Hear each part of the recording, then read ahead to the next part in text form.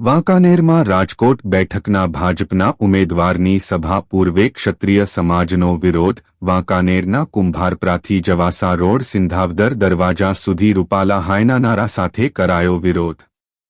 વિરોધ પ્રદર્શન કરવા માટે નીકળેલા ક્ષત્રિય સમાજના અગ્રણીઓની વાંકાનેર પોલીસ દ્વારા ડિટેન કરવામાં આવ્યા.